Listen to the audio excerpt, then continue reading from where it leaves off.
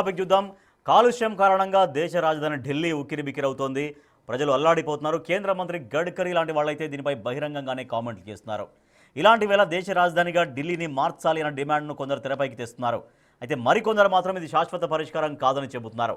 కాలుష్యాన్ని తగ్గించే చర్యల్ని మరింతగా చేపట్టడంతో పాటు ఉన్న వ్యవస్థల్ని సమర్థంగా వినియోగించుకోవాలని సూచిస్తున్నారు. రైట్ నాగేశ్వర్ గారు, ఢిల్లీలో గాలి కాలుష్య ప్రభావం ఎక్కువగా ఉంది.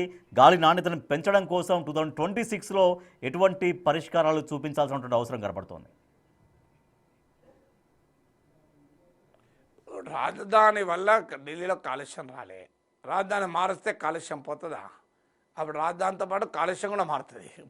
అందువల్ల కాలుష్యం కొరకు రాజధానులు మార్చుకుంటూ పోతారా? మూసీలో మురుకునని చెప్పి హైదరాబాద్ రాజధాని మార్చి ఎక్కడికన్నా వేరే దగ్గరికి పంపారా? భద్రాచలం గోదావరి నదుడుకు పంపించారా? సో మీకు రాజధాని అనేది కాలుష్యం ఆధారంగా రాజధాని నిర్ణయించబడవు. సో అందువల్ల కాలుష్యం ఉంది ఢిల్లీలో, రాజధాని మారుస్తారు అనేది అసలు అర్థం లేని వాదనది. కాలుష్యం దేశంలో ఎక్కడ లేదు, ఒక ఢిల్లీలోనే ఉందా? అసలు మహానగరాలంతటా కూడా కాలుష్యం ఉంది. ఇటీవల లక్నోలో కూడా కొన్ని ప్రోగ్రాం క్యాన్సిల్ అయ్యాయి. సో ఇది నార్త్ ఇండియా మొత్తాన్ని ఆవరించింది. దీనికి అనేక కారణాలు ఉన్నాయి. ఒకటి మీకు అగ్రికల్చరల్ రెసిడ్యూస్, డబుల్ బర్నింగ్ అంటారు, వ్యవసాయ వ్యర్థ పదార్థాలను కాల్చడం వల్ల ఒకటి. తర్వాత అరావళి పర్వత శ్రేణుల్లో జరుగుతున్న విధ్వంసం కారణం కావచ్చు, గ్లోబల్ క్లైమేటిక్ చేంజ్ ఫ్యాక్టర్స్ కారణం కావచ్చు. ఇలా అనేక ఫ్యాక్టర్స్ ఈ ఎయిర్ పొల్యూషన్ కారణం.